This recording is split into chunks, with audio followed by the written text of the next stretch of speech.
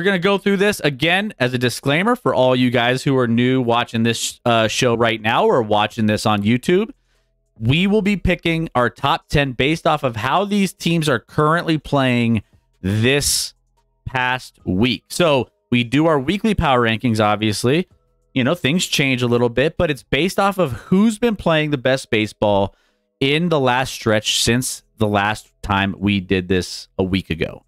Now, that being said, we're not taking into account in that kind of idea the overall like contenders and who we think is going to win at the end of the season.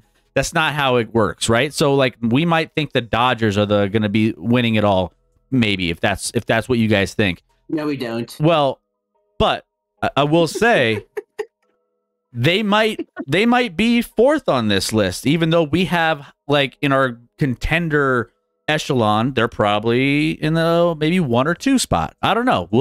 That's how this works, but it's how they're playing right now. So let's get to our number 10 team. Let's dive in and let's jump in on the Milwaukee Brewers coming in at number 10. Now, the Milwaukee Brewers, we were kind of talking a little bit about earlier on in the show. Right now, 11-6 in the NL Central, sitting a half game back of the leading Chicago Cubs. They are 6-4 in their last 10 and have the most positive run differential in their NL Central division at plus 25. So they've been doing some good things so far, which is why we have them here at number 10. Right. So I have them at 10 just for the simple fact of they're going to be there. They're a team that can hit. They just need to find a little bit of pitching. Freddie Peralta has been outstanding for them as we expected. You know, Peguero has done great for them. His ERA is a little high, but he's getting the wins. He's sealing the deal for them. You know, Freddie Peralta has 26 strikeouts with a 2.55 ERA. Contreras is batting .358. Yelich has 5 bombs. You know, Contreras has 17 RBIs. You know, this is a team that we talked about that has the roster, has the talent. They just got to get that pitching to get them over the hump. They got, you know, Contreras, Frelick, Adames, all batting over 300. You know, Terang's batting .327. If Rhys Hoskins can find it a little bit, you know, he's got 3 homers and 9 RBIs, but batting .228. I think he's going to find his footing. They do have a very dangerous lineup. Plus, you know, you have Christian Yelich, the guy that's in Milwaukee, and then you also have Jackson Chourio, who we talked about earlier. You know, his average has gone down a little bit, but he's still a phenomenal young player for them. He's going to be the corner piece when Yelich and them are getting older. You know, I have them at 10. They have hit a little bit of a rough patch. You know, they lost, I think, 4 of 6, 3 of their last 4. Sorry, they beat the Padres 1-0, but then they lost 3 before that, 2 to the Padres and 1 to the hot Orioles. They did put up 11 in each of their previous games before they lost 6-4 to the Orioles. So, you know, they can put runs on the board just as much as they can keep runs off the board. You know, I have them at 10 just for that little stretch against San Diego. And, you know, being in the top 10 is still an honor, regardless if you're 1 through 10. To be there at this point in baseball shows that you're in the right mindset, the right style of baseball. You're playing the right baseball. And like I said, there's still a few pieces that aren't even firing on all cylinders. And plus with pitching, I think that they figured both of those things out, that they're going to be a top team in not only the Central, but coming out of the NL as well, going into the playoffs. Absolutely. Rec, anything else you want to add to that? You know, you mentioned it earlier about their hitting, their ability to develop hitting. This is the first time that they've actually had like guys in the system hit in over a decade. I'm sure they could sign free agents, but this time they're actually getting guys from the farm system, getting guys that have been with the Brewers their whole career, and they're learning how to hit. And so it might not happen this year, but in the near future, the Brewers are going to be a team to watch. They finally learned how to hit. Now, ironically, they could use someone like a Corbin Burns or a Josh Hader, but still, they finally got what they've been missing for so long. If they can get the right guys they get the right pitchers, It could be a dark horse World Series contender. This is the best offensive Pritz fielder, says Keep Close. And he says, "Hey Doc." Hello. Good to have you in, Keep Close. I know you got like all these names that are hitting, like besides Contreras and Cherio. Unless you play in the NL Central, you've never heard of these guys. You've never heard of Bryce Terang or Sal Frelick. But yet they're just destroying the cover off these baseballs consistently. wild. Right. Well, that's why we have him here at number 10. Number 9. Let's get into it. We got the Cleveland Guardians coming in next on our rankings here tonight. 13-6 and leading the AL Central. Doing some good things and mainly doing some good things when it comes to the bullpen, right? One of the lowest ERAs in the majors and has been kind of keeping them in a lot of these games. We have them here at number 9. Doc, let's talk about it. Yeah, so keys to success: hitting and having timely pitching, clutch pitching, good pitching. I'll take all of that. I think any team would take that. You take a look at what they're doing in Cleveland, and they have a plus 37 run differential, which is what you were talking about. You know, and what's crazy is it's not even the best in their division. Underneath them is the Royals, who are 12-7 with a plus 40, but you know, they're scoring runs and they're keeping runs off the board. You take a look at their offense, you know, Stephen Kwan is doing a fantastic job of batting 357, 376 OBP, 451 slugging. Josh Naylor has 4 homers, 13 RBIs, and he's batting 323. You know, and Jose Ramirez has 16 RBIs with 3 homers. His average is really low for him. He's batting 238, which is not, you know, it's frustrating because Jose Ramirez has done so good for so long, and he's a household name. I know you know, and I know Rec knows, and a lot of people, regardless if you're a fair weather fan or not, you should know the name Jose Ramirez. He has been a mainstay for them, and to see him struggling a little bit with the average and them still being 13-6, you know, it's impressive. You know, with their pitching, you take a look at Tanner Bibby. He's struggling a little bit. Their starting pitching is struggling a little bit. You know, they're giving up some runs, but Logan Allen, you know, he's leading them with wins with 2. His ERA is 5.06. Bibby is 4.82. It's kind of a weird time because we know that they don't have any pitching right now. They lost their guy, Shane Bieber. As we know, he went out. He actually had 20 strikeouts before he went down and had 2 wins. His loss is huge for them, but it seems like they're just going to keep on rolling. I wouldn't be surprised if you see them continue to do good if they go out and make a move or call some guys up to fill Bieber's the loss of Bieber, and not named Justin. Okay, you know, not the Biebs, different Biebs. Not the Biebs, different Biebs. But them being 13-6, you know, they're doing something right there in Cleveland. Now, here's a fun stat for you.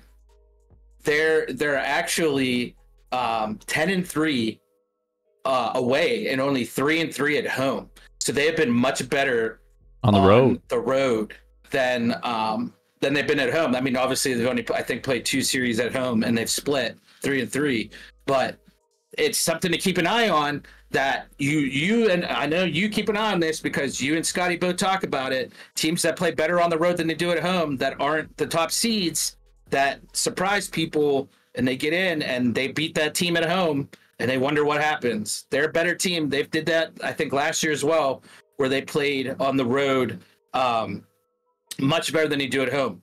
So that's another thing to keep an eye on as well. You know, they lost 2 out of 3 to the Yankees.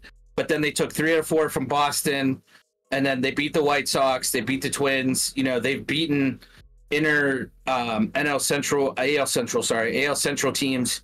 They're doing what they're supposed to do. They're going out and doing what they're supposed to, and this is all without their ace. Could you imagine a team going out and being 13-6 and not having their ace? I mean, their ace is done for the year. You know, he's one of those that got affected with his elbow injury. He's done. You know, Carrasco actually just got his first win since 2020. So that tells you what's going on in Cleveland. So, Jimenez had 2 RBIs in their game on against the Red Sox where they won 5-4. So, it's everybody's doing their job to try and pick up the slack since Bieber's out, So this is a team that I'm keeping an eye on in the AL Central, which was also a team that I said, if you were here in the beginning, chat, I said that they had an opportunity to be a front runner for the Central.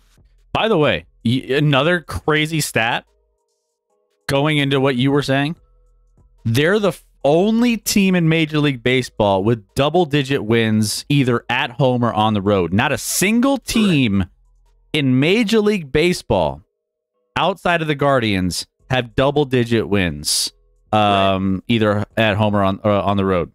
So crazy. They're just absolutely doing some good stuff there. All on, just traveling around, just racking up wins. No big deal. Right. On the road.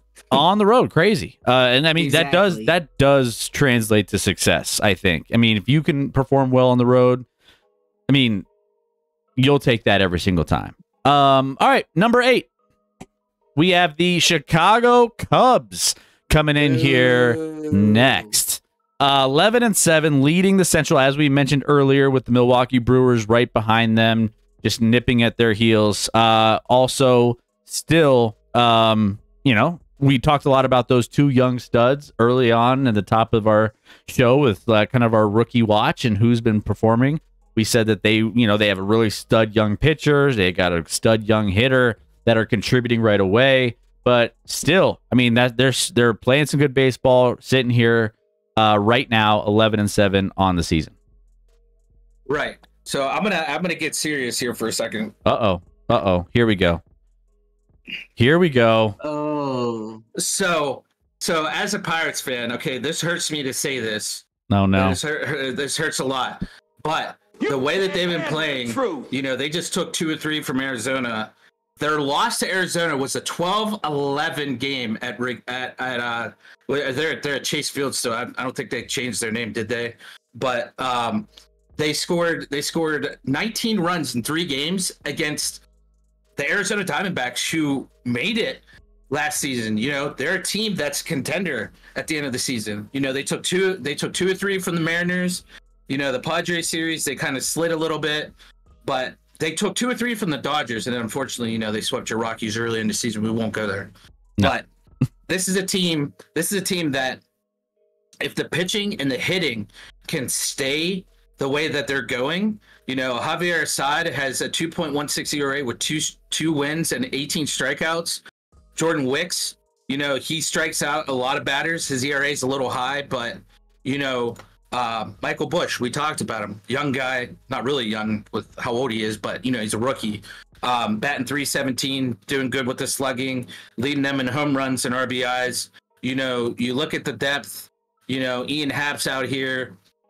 He's batting .247, which it's going to go up. This is a guy that with 14 runs scored, he sets the table for them. Christopher Morel, his average is going to go up. It's .217. This is a team that's not even batting at its potential, and they're still at the top of the NL Central that nobody knows who's going to win.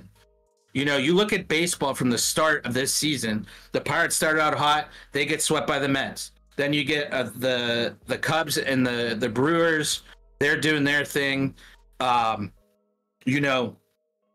This division is going to be tight. I see St. Louis picking it up. I see Cincinnati picking it up a little bit. This is a division at the top that's 11-6, 11-7, 11-8, and then 9-9 and 9-10. So this division is literally separated by 3 games from you being at the top of it and being in the basement. And obviously Cincinnati is a team that we haven't ever really talked about on either fashion of being hot or not. I know I mentioned them briefly, but St. Louis has an opportunity to really step it up with their young guys. But the Cubs, to me, besides Milwaukee, have the core to really push not only for the NL Central, but to push to the playoffs and win in the playoffs and be successful in the playoffs, not just get there and be done. They have an opportunity that if they stay hot and get the pitching that they need, they can go. They can go from the NLCS, the NLDS to the NLCS. They're a team that could sneak up on a lot of people. Now, is it a high possibility of that? I have that, lower 40s, but it's definitely high that they can win the Central at a bare minimum.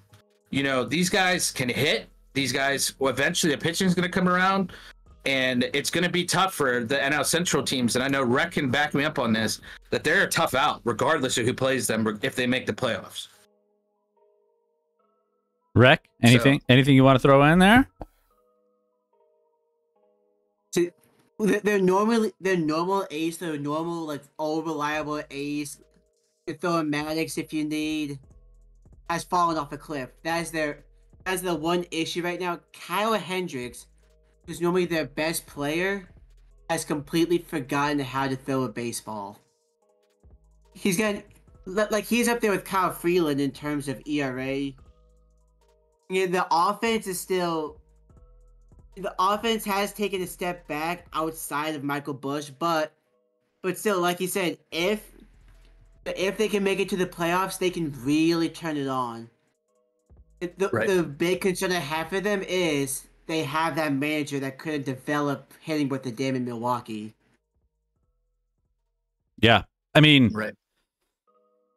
By the way, shout out to Tori. Shout out to Hannah. Welcome in. Good to have you in. Shout outs to you guys for being here. Appreciate that love. All right, let's get to number 7. Let's roll through these. Philadelphia Phillies coming in next on our rankings. Philadelphia is 3rd currently sitting in the National League East, half game behind my New York Mets, which, my Mets are just, on fire right now. But the Phillies coming in here, and Suarez, by the way, for the Phillies. 2nd career complete game and shutout against the Rockies. No. I mean, it's kind of a big deal, but kind of not because it's the Rockies. And he improved to 3-0 with a 1.73 ERA through his first 4 starts. So they're getting a lot out of him, and they've been also just doing some nice things in other areas on this lineup. But go ahead. Philadelphia Phillies coming in here next at number 7. Yeah, this pains me as being a Pittsburgh guy to talk any praise towards Philly, regardless of what sport it is. So let me just disclaim that first of all. They're doing fantastic. Trey Turner has actually come full circle with them. We saw him at the beginning of the season when, we were like, oh, here we go. Another overpaid guy. And then now he's raking in at 329, 487 slugging. Bryce Harper has 11 RBIs. The average isn't there. We know he's playing not Bryce Harper baseball right now. He's going to come around. Schwarber with his 5 homers. We know what his average is going to be. 230, 5 homers, 9 RBIs. This is a guy that has power, but he's like, I think this is a name that you're going to recognize, Chris. I compare him to Adam Dunn. Okay. I think that's a very fair comparison, where it's like it's going to be a homer, double, or an out, more specifically a strikeout. But this is a team that just came off, like you said, sweeping the Rockies. Almost should have swept my Pirates until they played terrible in the finale, and they lost to my Pirates 9-2. They split the series with us, which showed that they had turned the corner already by taking 2 or 3 from the Cardinals, 2 or 3 from the Nationals. This is a team that I had also said was a contender to be up there at the end of the day, end of the season for the NL East. They're arguably doing their thing. They've won 3 in a row, obviously, with the Rocky sweep. But, the pitching aspect with Ranger Suarez, he's done great with 3 wins. I think he's near the top in baseball with wins, by the way. Zach Wheeler has an ERA of exactly 3 with 30 strikeouts. So the pitching's there, the hitting's warming up. Spring's coming, just going to start turning into June, and I think we're going to see more wins than losses for Philly, and that's why I have them at 7, because I see them climbing not only in wins, but also the fact that they're playing the White Sox. Their schedule will eventually get tougher again. But they're playing some of the best baseball in all of baseball right now. Love it. Phillies trying to get something rolling this season. Next up, 6th, we have the Texas Rangers coming in. Texas Rangers 11-9, so a couple games above 500. The crazy part about this one is the fact that they have the highest discrepancy between first and second place of any division, and they're 2 games above 500, which is kind of crazy to think, right? Right. Because the rest of this division has struggled a little bit. But that being said, we have them here coming in at number number 6. Sorry. Let's go ahead. Let's talk about the Texas Rangers. Sure. So I have them at number 6. Obviously World Series champs. They're reigning. They're doing their thing. They're trying to figure everything out, just like everybody is every season. At 11-9 in a very tough AL West. At the beginning of the season, we saw them take 2 or 3 from the Cubs, 2 or 3 from the Rays, and then they split with the Astros. What I was worried about was when they lost 2 or 3 to the Athletics, and one of their losses was a 1-0 loss. If you guys remember that game, I think it was a week ago or so. But then they lost 2 or 3 to the Astros, who were 6-14, and so I looked at that and I thought, okay, there's some major problems. Leiter has been roughed up. But here's the thing about the Rangers: they come out and they took 3 of 4 from the Tigers, who have been surprising to say to start the season. They take on the Braves. Actually, tomorrow night they start that series. I'm excited to see the fireworks in that game because I honestly feel like that could be a World Series matchup. You can quote me on that as a potential World Series matchup. That's just how I feel right now, just the way baseball. It's way too early prediction from me. By the way, I misspoke. I had the wrong filter toggled. So no, they have a 1.5 game lead over the Seattle Mariners. So disregard what I said. They had a 5 game. Disregard that. And it's okay. We forgive you. Well, Don't now worry you're about it. back. It happens. There's a lot of analytics in baseball. There's a lot of analytics, and I'm looking at all of it because you bring the best out of my baseball analytics self. So there you go. All right. So what were you saying? Last thing on the Rangers. Yeah. So just to touch up, Marcus Simeon's been fantastic for them. Adolis Garcia, they're batting 286, 311, 35 combined RBIs with 8 homers combined. They're doing their thing. They got the rookie Wyatt Langford. He's batting 254 with 9 RBIs. And if I'm not mistaken, I'm not sure if Hannah is a fan of the Astros or the Rangers. If she could clarify for me, that would be fantastic. I wanted to give her a shout out because I know she's deep in the heart of Texas. But Jonah Heim has done a great job with them with 15 RBIs. This is a team that has 91 RBIs and 15 homers. They're batting 258. They're doing all the right things. The problem is some of their pitching. Dane Dunning has a 3.91. Then you got Eovaldi, who seems like he's always turning back the clock. He's pitching sub 3. Cody Bradford's done great for them. And then John Gray is pitching 3.44. Urena has a 3.55, but then like Andrew Heaney, has a 6.75. Some of these guys, they usually do a good job.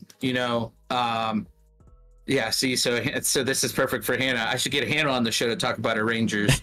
She says Texas is America. That's what she always tells me. America. Everything's bigger. Everything's bigger. Everything's bigger in Texas, right? But I think this is a team that if they can stay healthy, they're going to figure it out. It's just really tough right now with everything that's going on with their division. The teams are so up and down. Seattle started out terrible. They're now 9-10. The Angels are the Angels. Oakland's Oakland, but Houston being 6-14. Like I said, this is another anomaly where being 11-9 at the start, a lot of jitters, but I feel like this is a team that's going to win 90 plus by the time the season's done. Crazy. Rec, anything else you want to throw in there? To the pitching so far, it's a coin flip. Are you gonna get amazing pitching that can carry you, or you're gonna get pitching that's just gonna blow up in your face? I know ERA isn't normally the best stat, but look, you got the stars. They're all sub 4 except for Andrew Heaney, who's nearing 7. In the relievers, you got zeros, you got sub ones, and then you have a 10.5, a 17, a 15 for ERA. Like, what are you gonna get on any given night? It's a crapshoot. Like, they have to get consistency there, but when they are good, they're really good. Right. Yeah. All right. So there we go. That's why we have Texas here at number 6. Number 5, we have the LA Dodgers, which obviously, you dive into the LA Dodgers and you're just like, oh, like everyone thinks that they're going to be runaways. We broke down a little bit of some of the weird analytics happening with some of their runs against and, runs scored and kind of where that maps out for them and how they're kind of in a weird spot, even though they're in first place currently in the NL West.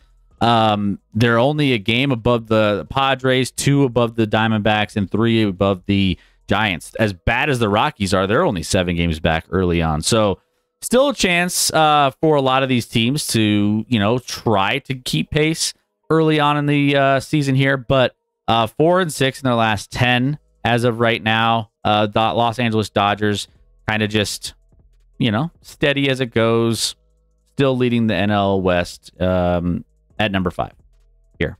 Right. So at 12-9, this is a team that everybody was like, oh, they're a super team, they're dynasty. Let's write them. This is the team that I said was going to have the highest win total for this year, and they're only 12-9. I thought they'd be higher by now. I think the Ohtani situation, I know a lot of people have moved on from it, but it's hard for me to believe that the Ohtani situation isn't part of the reason why this team has slid.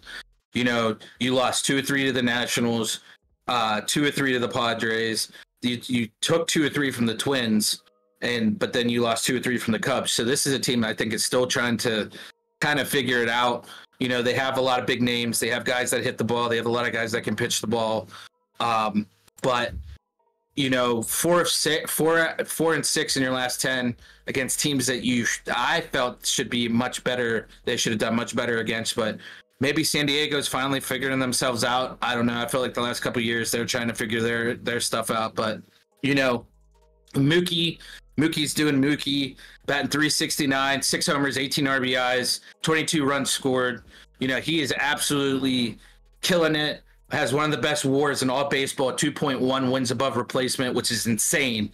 His slugging 667, which is actually somehow better than Ohtani's 640. Speaking of Ohtani, 4 homers, 10 RBIs.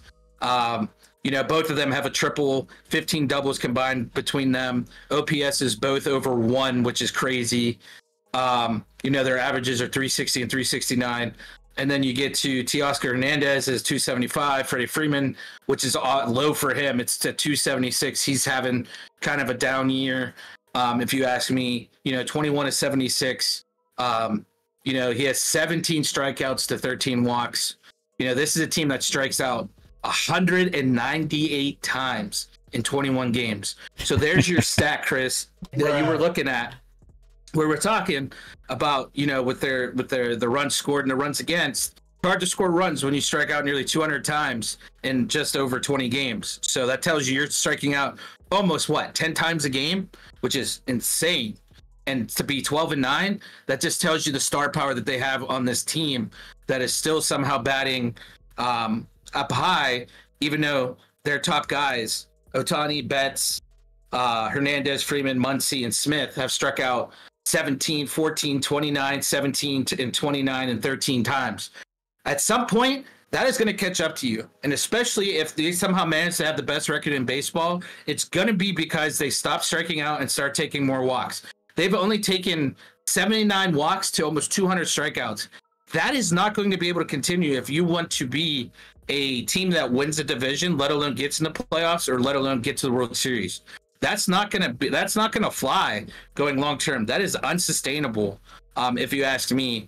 And, we look at the pitching aspect of it. Tyler Glasnow, he was starting out great. He got slammed, I think, a game or 2 ago. His ERA is almost at 4 now. Yarborough, 3.2. They have guys that pitch pretty well, and their pitch counts are usually in the high 70s, low 80s, mid 80s. So they do a good job of getting deeper into games, they don't have a ton of quality starts behind glass now. So I feel like the strikeouts plus, the pitching isn't going as deep as it necessarily needs to in these games. I feel like is a recipe for the Dodgers that need to fix something before they find themselves outside of the playoff picture with all this pitching and all the hitting they have, all the big names, all the money they have into this, to be striking out nearly 200 times, to have a team ERA of 4.14. They're not getting quality innings out of their pitchers. Obviously Ohtani's not pitching this year, so maybe that changes next year. But this is a team that, with all they have invested, is starting to look like the team down south of them in San Diego when they had all those names and couldn't get it done.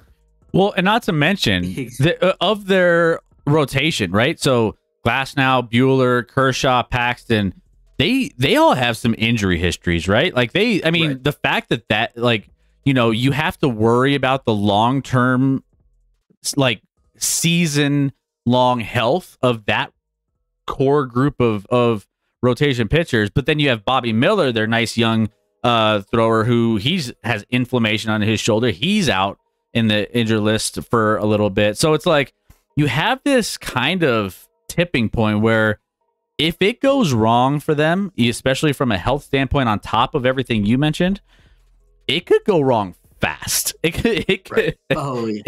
could flip on itself very quickly. By the way, shout out to Boston, Boss Hog Boston. It's been a while, Boss Hog. How you been? Good to have you. Nate Uvalde is still good. What's up, Riley? Welcome in. So, it's kind of crazy to think the Dodgers are teetering on potential disaster from time to time, during the season. We'll see.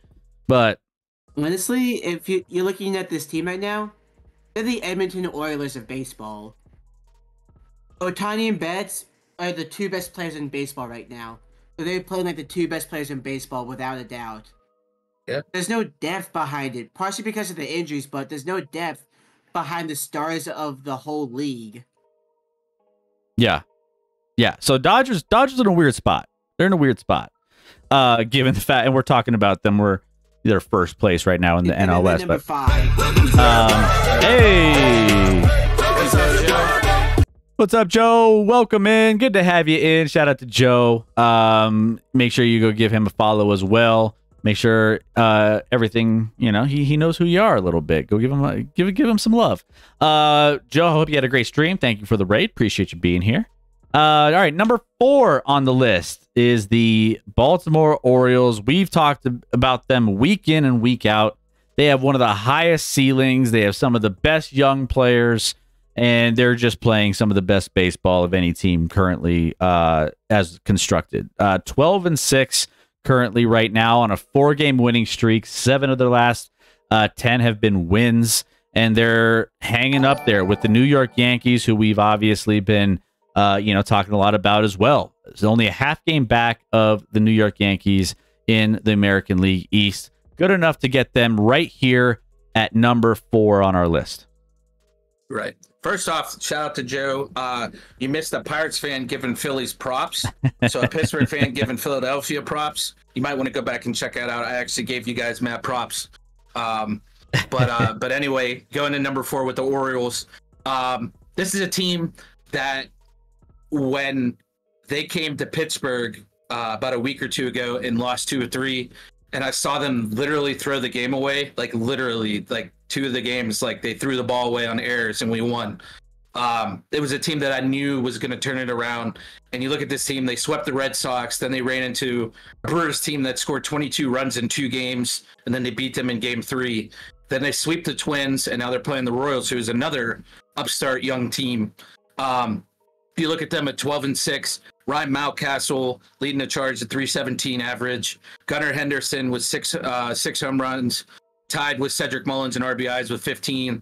It's a team that, like I said, has extreme youth, but they don't care. They don't care that they're young. They're out there smashing the ball, like we talked about with Colton Cowser.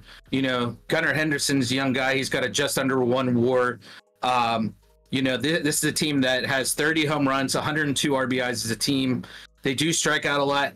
The one Achilles heel for them, like we talked about with the Dodgers, is striking out. They have struck out only 148 times. But Chris, guess how many walks they've taken as a team this season?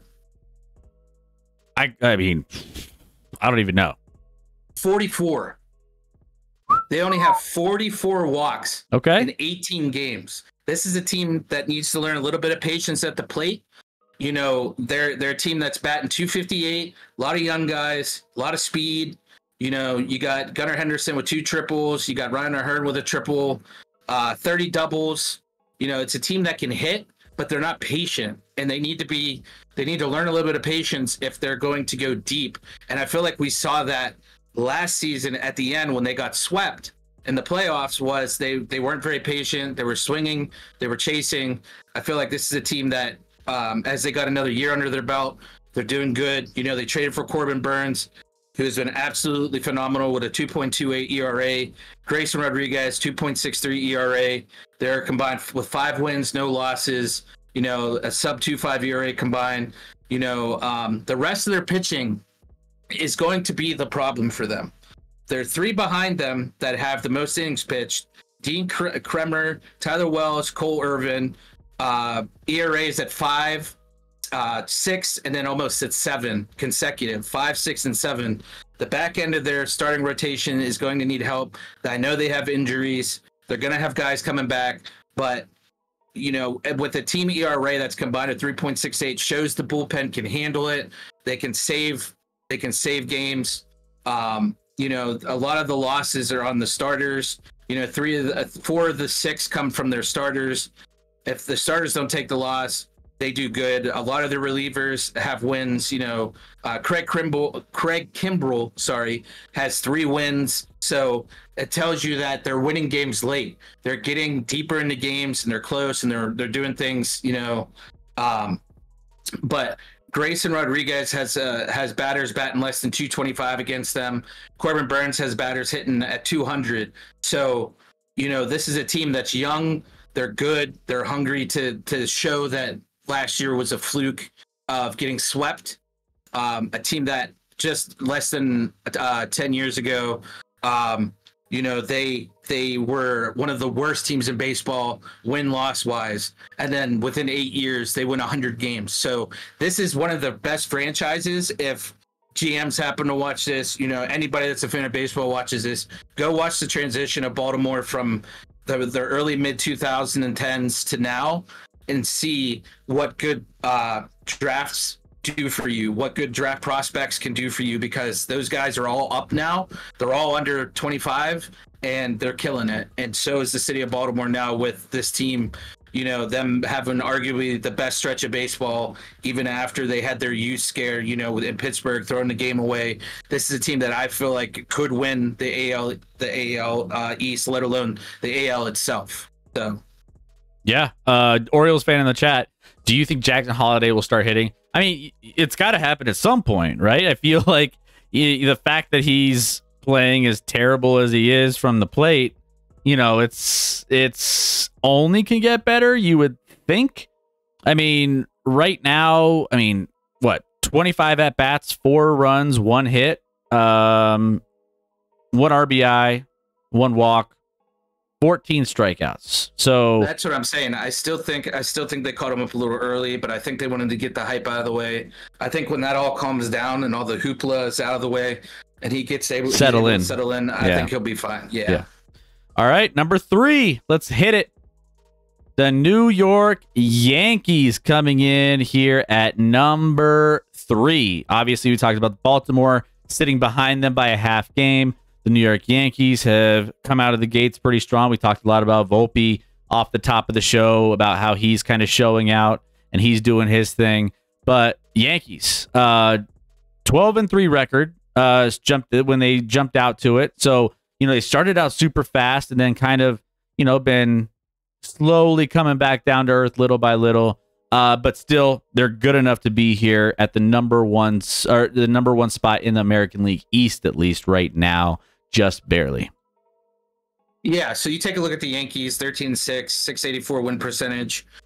They just beat the Blue Jays, but that was just a salvage series where they You know, they lost 2 or 3 to them. They lost their last game to Cleveland. They had a 3-game losing streak at one point, and they just got back on with a win at Toronto, and they played at home versus the Rays tomorrow. So they have an opportunity to add back into that win total. But this is a team that we talked about last week. We had them in the top 3 last week. You know, Rizzo, Torres, Judge, Soto, Volpe, Verdugo, Stanton, Cabrera. You know, you look at those names, and the guy that's batting the worst is Aaron Judge. You know what his average is right now? 183. Judge has been brutal. Exactly. 22 strikeouts in 19 games, and it's just right. It's crazy.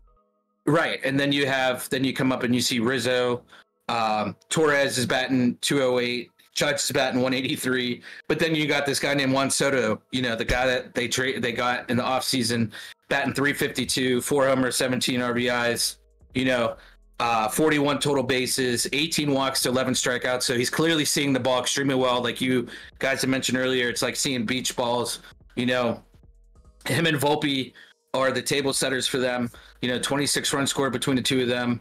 They're seeing the baseball great. His OPS is 1.055, 1.2 WAR. So he's clearly doing fine. And even Stanton is up at 254, which is way better than he was doing last year. You know, Stanton's doing his thing, 5 homers, 10 RBIs.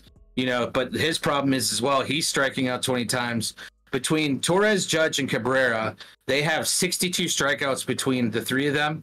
The rest of the team is at 18, 11, 14, 8, and 11. So if those guys can cut out their strikeouts and add a little bit more walks, you know, Judge does have 16 walks.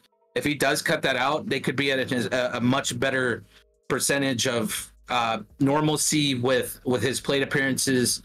You know, it's really hard when you're slugging and on base percentages in the 300s. That's obviously showing you that he's not seeing the ball well. There's something else that's going on, you know. Meanwhile, you know, you got Volpe, whose OBP is at 410, 881 OPS. Like I said, has the highest WAR. The hitting's there. The hitting will be there. Judge is going to come around. You know it. I know it. You know it. You know, your grandmother knows it. But the pitching has been the question, and thus far, they have answered the bell. Marcus Stroman seems like he's turned back the clock with a 7.7 K9, 2.42 ERA. Cortez is kind of still trying to find his footing. He's at 4.5, but the guy that everybody talked about last year on the pitching staff, oh, he's terrible. I don't know why we picked him up. He sucks. You know, Carlos Rodon is at 3.66, 18 Ks, 8.2 K per 9. You know, he's given up 22 hits, the most hits on the team, but he's only given up 8 runs over 19.2 innings. You know, they've gotten 4 quality starts out of their starters, and 1 quality start out of Cody Petit, who's a relief pitcher / starter. He started 1 game for them, went 6 innings, did phenomenal. So I feel like, you know, and the fielding is there. They're good. They're good on that aspect. You know, it's going to be fine. It's just the pitching. You know, Clay Holmes has 7 saves. You know, he's doing a good job. I feel like this is a team that if Judge can just get his stuff together and Stanton and Torres cut down on their strikeouts, you're going to see the Yankees be at the top of the AL East and be a team that's going to be a hard out if and when they make the playoffs. But they got to cut down the strikeouts in the middle of that lineup or they're going to be in trouble. Yeah. Yankees. I mean, yeah, you're right with Aaron Judge. It's only a matter of time before he breaks out of that. Everything's gonna happen eventually. Yeah, it's only a matter of time. All right, so we're gonna get to number 2. Now, there's something weird going on at number 1 that I still am in the dark about. So we'll find out. We'll have some fun with that. I mean, I might have an idea with where you're going with it. You might.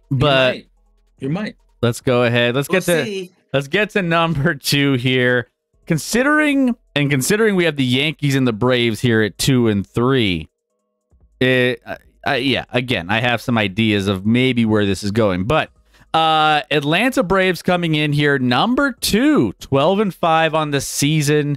Obviously, they're a lot of people's picks to, do some big things this season, even in the postseason.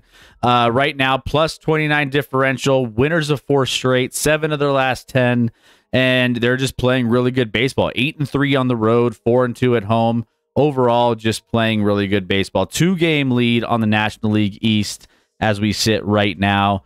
You have them here at number 2. Yeah. So obviously, guys, remember that they're at number 2 because it's over the span of a week and change since the last podcast, not because of what their overall record is or what they've done the whole season. It's just of this last week. So don't come at me in the comments. I know it's going to happen. But this is a team that just came off sweeping Houston, as they should. The Houston's in no pun intended, but in a trash can right now. But they should have swept Miami, had a bad game against Miami, lost to the Mets 16-4 a week ago, and they come back and they say, you know what, I'm going to go win 5 of 6. They're a hot team. The pitching is getting there. The hitting's there. We know who's on their team. We know how they hit. Austin Riley, Michael Harris, Ozuna, Olsen, Acuna, Albies, Arcia.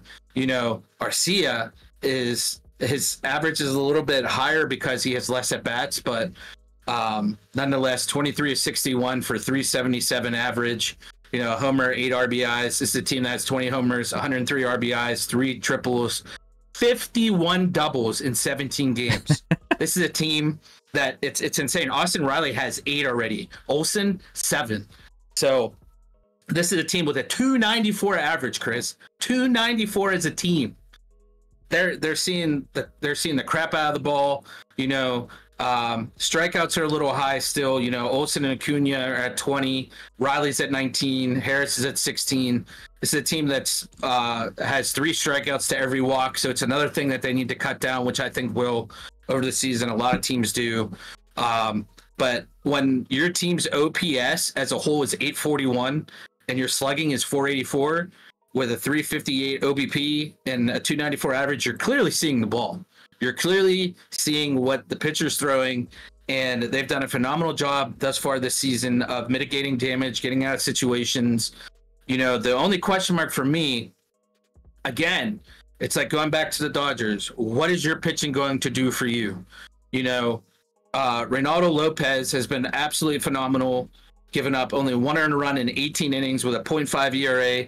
But then you go deeper into their bullpen and their rotation, their starting rotation.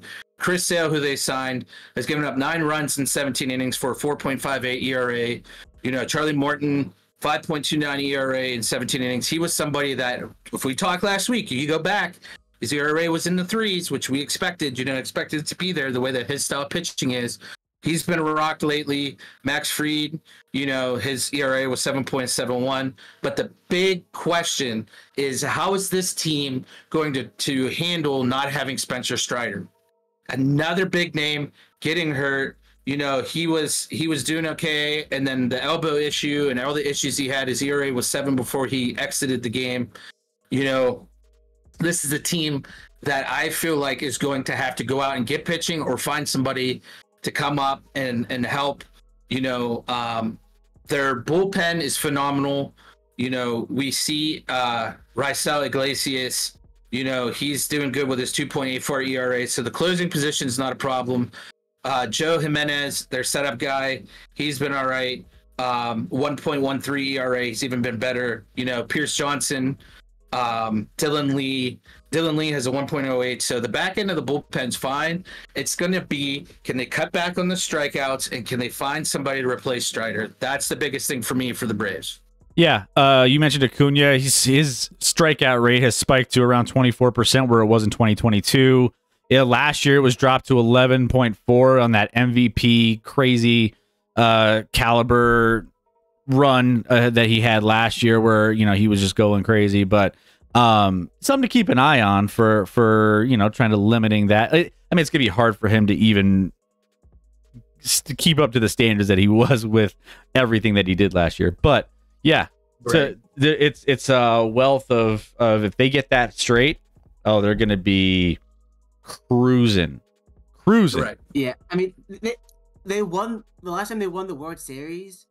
they bought every outfielder from other teams at the deadline. They had a bunch of guys hurt, so they've shown that they're capable of going out getting the guys they need. That's how they won 21. So they could easily do it again this year. Again, everyone, like, their whole core they're all locked up to long-term deals. They're mostly young, so they can trade away prospects. Like, they're not going to need them in the next couple years. Right. Yeah, crazy. All right, that brings us to number one. Number one. Wait a minute. Can you guess who it is? Do we have a real team slotted here at number one? Yes, we We do. do have a real team. We want you to take a guess. Is it my New York Mets? It is your New York Mets. Let's New York go! Also, go thank Devil Dog for this. He lobbied hard for this. Well, the Mets, obviously, and obviously I don't have a graphic here because you know what I was thinking you might do also is like maybe pull like a Nick Wright and say, you know what, we don't have really a true number one team because no one's really like, you know, just separating themselves above everyone else clearly enough. So you know, Funny enough, I did actually kind of mention that to Doc. Like, he told me about this. I'm like, yeah, like I want to say you're wrong, put the Mets at top, but like everyone else has been mid as of late, so that kind of checks out. Right. So the New York Mets, you have slotted in here at number one, which, by the way, 4-game winning streak. They've won 8 of their last 10. After the abysmal start, they're 10-8, which, you know, they've turned things around quite a bit over the last little stretch. They've got the sweep over the Pirates. They've got took 2 of 3 from KC. They had 1 game postponed in the Atlanta series, but they took 2 out of the 3 that they did play. 2 out of 3 from the Cincinnati Reds. So I mean, they've been turning things around a little bit, Doc, and it feels good. Feels good to have them up here at number one. Right, and it's another one of those things where it sucks because, like I said, you guys swept the Pirates. But if you look at this team, since they lost, I think it was like April 3rd to the Tigers, or April, I forget what date it was, but you lost 6-3 to the Tigers. You guys have lost a total of 3 games. 9-6 to the Reds, 6-5 to the Braves, and 11-7 to the Royals. The series that you have won since the postponed games, you won 2 or 3 from the Reds. You took 2 or 3 from the Braves, which one was postponed, but you still took 2 or 3 from the Braves, 2 or 3 from the Royals, who are arguably on top of the AL Central. They're above a team double above 500. Then you sweep my Pirates, who were 11-5. You know, playing good baseball. Can this be inflated right now? Maybe so. Like I said, these rankings in April are going to be so different for the most part than when we get to October. So don't come at me because the team's 10-8 and they're at the top of these power rankings. This is arguably the hottest team in baseball right now since the beginning of April.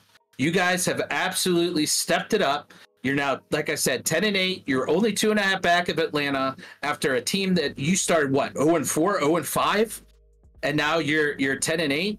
So you're 10-3 in your last 13 games. You know, your pitching has come around, your hitting has come around. You know, you took the sweep of my Pirates, scoring 18 runs in 3 games against a team that our team wasn't giving up that many runs. You know, other than your loss at the Royals, you've given up 4 less runs. You gave up 4 against the Braves, and after that, 1 against the Royals, 1 against the Royals again, and then 3 1-1 against the Pirates. So this is a team that is arguably the hottest team in baseball. I hated to have to put it on here, but yes, your Mets are number 1. Let's go. I love it. And the fact that they've had the big thing here. Go ahead.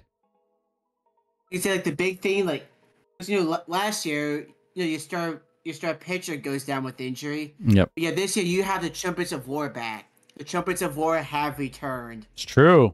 I mean, hey, we're getting those. You don't know.